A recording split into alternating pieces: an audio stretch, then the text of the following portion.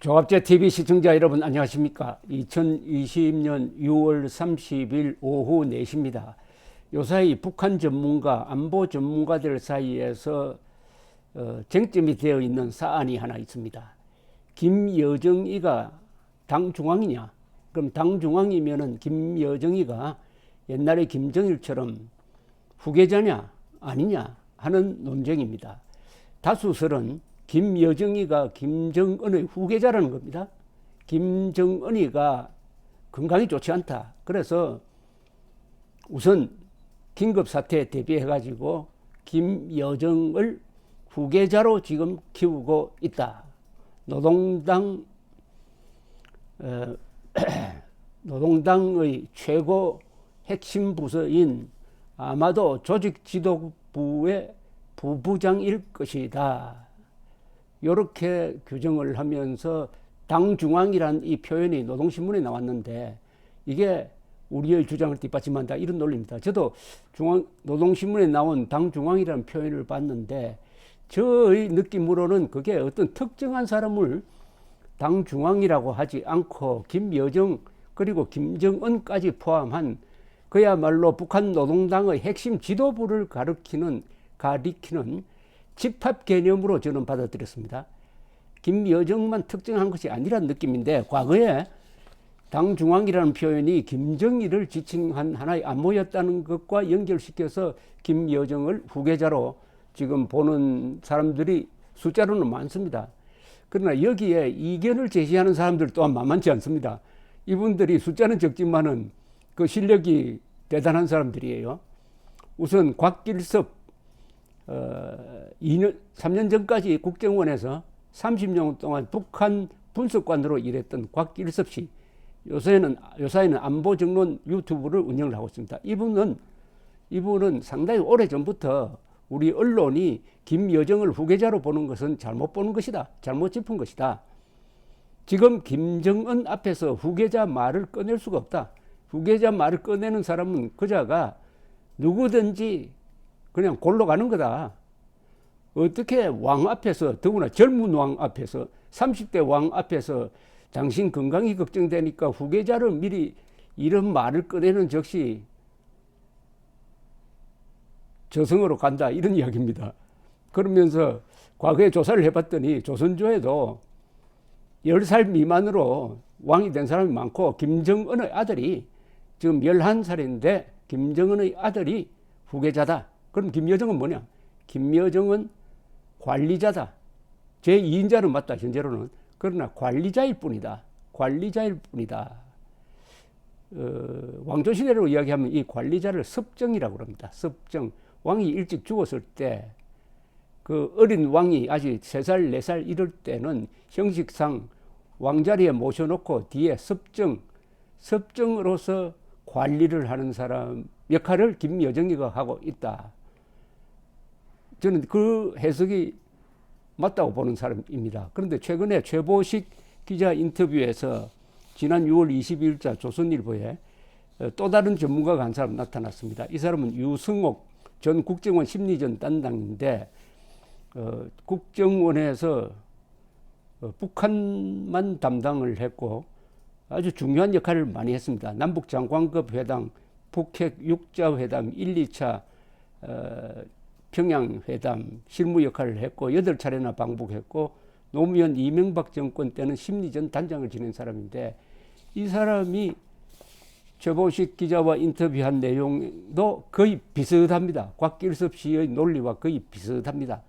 김여정 후계자설은 속단할 수 없다. 노동신문에 당중앙 표현이 나왔지만 문맥상 김여정이 아니라 김정은을 포함한 당 핵심 지도부를 지칭하는 것으로 보인다. 김여정의 담화에서 이런 내용이 나온다. 우리가 가장 신성시하는 것 가운데서도 가장 중심 핵인 최고존엄 우리 위원장 동지를 감히 모독하였으며 이렇게 나온다. 그러니까 김여정의 실제 활동도 북한 주민들의 김정은 충성심을 끌어내고 체제를 결사 보유하는 쪽이지 권력을 나눠 갖는다든지 후계자라든지 하는 것하고는 거리가 멀다. 심지어 김정은의 대리인 역할을 할 수가 있지만은 김여정이 내 정치를 하고 있다는 의심을 받는 순간 장승택 운명이 될 수밖에 없다. 이렇게 이야기를 했습니다. 아주 곽길섭, 유승옥 두 사람이 다 국정원에서 북한만 연구한 사람이에요. 두 사람의 말이 일맥상통하는데 일반론적으로 이야기하면은 북한을 북한 시각으로 보지 않고 우리 시각으로 본다든지 하면은 김정은이가 건강이 나쁘다. 그러니까 후계자를 세울 것이다. 이렇게 보는 거죠. 그러나 북한 시각에서 보면은 그럴 수 없는 게 김정은은 자신들이 말하는 백두혈통, 김일성, 김정일, 김정은입니다. 수령입니다. 수령. 수령이고 이 보통 왕이 아닙니다. 이 황제도 아닙니다. 이건 완전히 신적 존재입니다. 교주입니다. 교주. 교주가 지금 팔팔 살아 있습니다. 그리고 여러 가지 성인 병력이 있다고 합니다. 지나치게 비대하고 뭐 숨이 찬다든지 그럴 때 또는 뭐 흡연, 술 이것 때문에 건강이 나쁘다고 하지만은 곽길섭 씨 이야기는 제일 중요한 게 김정은의 나이를 봐야 한다. 김정은이 지금 30대 중반인데 그 정도 성인 병력이 있다고 하더라도 충분히 극복할 수가 있다. 그리고 무엇보다도 자신이 생각하는 건강이다. 자신이 건강하다고 생각하면은 그건 건강한 거고 후계자 염두도 두지 않고 더구나 김정은이가 10대 중반에 후계자로 지목되었으므로 앞으로 4, 5년 지나면은 아들이 그 나이가 되니까 반드시 이 이른바 소위 백두혈통은 아들 쪽으로 내려간다는 겁니다. 아들 쪽으로 내려간다. 김여정은 다만 관리인 제2인자는 맞다는 거죠. 제2인자. 그런데 제2인자와 후계자를 우리가 혼돈하면 안 됩니다. 한국 정치사에서도 제2인자가 있었어요. 그러나 후계자가 되지 못했습니다. 이승만 때는 제2인자가 이기붕이었습니다. 이기붕. 그러나 3.15 부정선거를 촉발한 것으로 해가지고 비극적인 말로를 걸었고 박정희 정부 때는 2인자가 처음에는 김종필 씨였습니다. 5.16 혁명을 기획한 김종필 씨가 중앙정보부장으로서 2인자 역할을 1961년부터 한 몇 년 동안 했습니다. 그리고 공화당을 창당하는 그리고 공화당 초대 의장도 되고 하다가 역시 한일 회담 반대 데모를 기화로 해가지고 권력층 안에서 내분이 일어났습니다.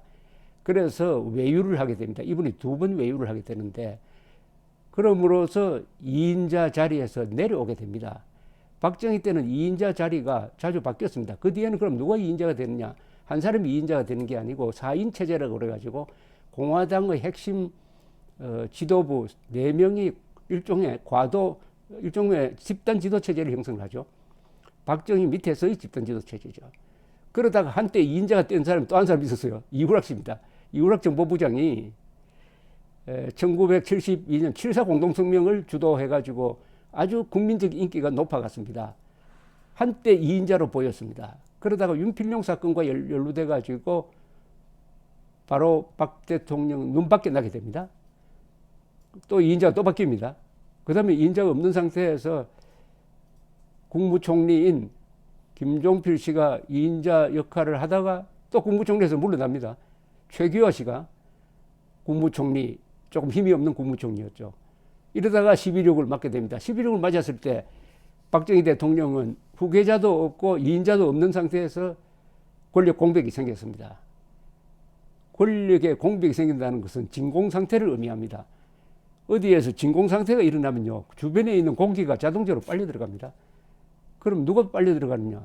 바로 권력의 진공상태가 일어나면은 물리력을 가진 군대가 힘을 씁니다. 그 군에서 2사람이 실력자였습니다. 한 사람은 계엄사령관 정성화 육군참모총장, 정성화 대장이었고 또 한 사람은 12.6 사건을 수사 지휘하고 있던 수사본부장 국군보안사령관 전두환 소장이었습니다.